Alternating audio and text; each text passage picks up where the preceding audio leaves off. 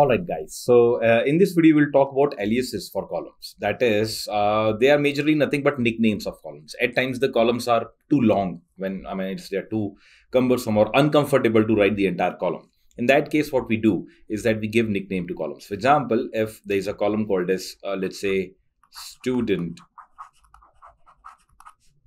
full name.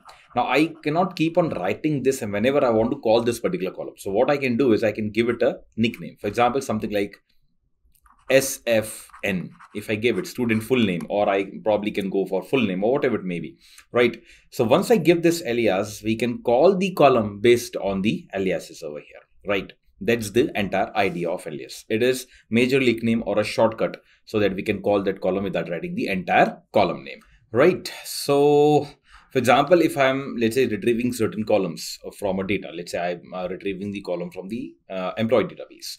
I'm saying that select, let's say first name.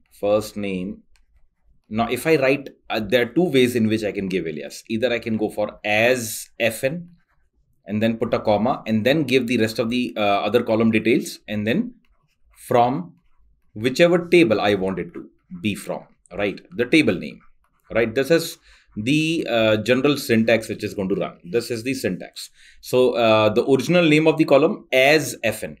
Even if I don't put as, if I just put an fn only, right? I do not put as over there. The query still will work over here, right? So it's a very simple case, right? What we need to do is that if I want to see a certain column with a different name over here, temporarily, because once I remove this alias and if I run this query again with the original name of the columns, the original name of the column will get reflected. Please understand that we're not replacing the name of the columns over here. We're just asking SQL to reflect the column as this particular name, right? This is the temporary name of the column because that's why it's called aliases, right?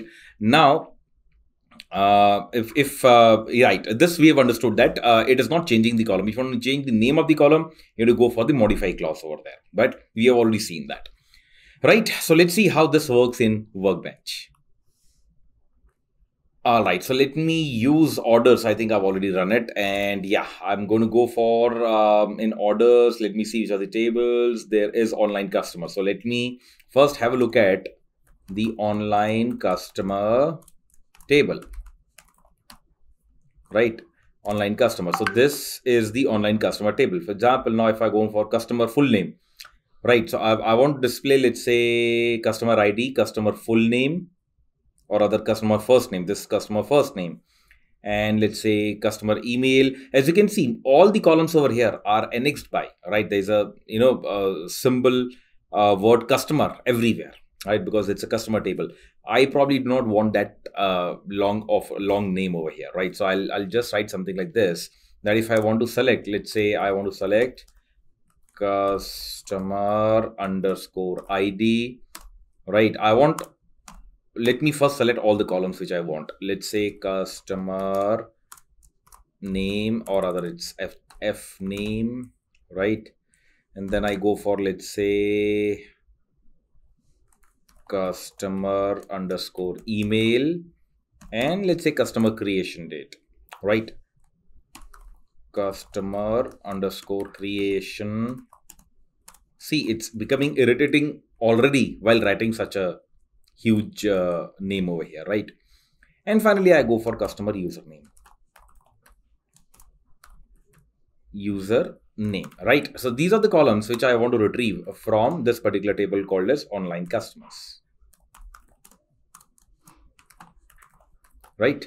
Now, if I run this, the table will online customer. Okay, I'm so sorry. I think I've put an S over there, right? So this is the slice of the data. This is that particular vertical slice of the data where I'm just reflecting these 5 columns. Now, if I put in something like as ID, and here customer full name as name, and if I go for customer email as email, customer creation date as creation date, right?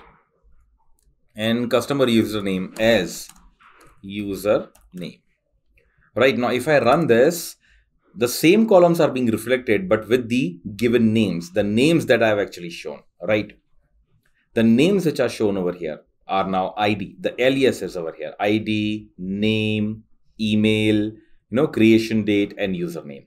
So this is how I can, temporarily modify the name of the column if I want to reflect it on a certain database. Now, if I remove this as, right, and let me remove the phrase as from few of them and still run it, you can see that it doesn't matter for SQL. You can just go for something like the original column name space the modified column name, the alias of the column name, right? So the column name space the alias of the column name. You can either put in as or you do not put in as. The only advantage of as is that it's slightly more readable, right? You can understand, okay, customer email as email, right? So for somebody else who's using this query or you're storing this particular query, then you can, this is slightly more readable to those people over here. Now, aliases are used, obviously, whenever I had to give a nickname to the column. I don't want to write the name of the column repeatedly. It's also used very fairly in joins when we have to, link two tables or join two tables over there. Yeah, so that's the application of aliases, right? So let's start using it now in our day-to-day operations in SQL.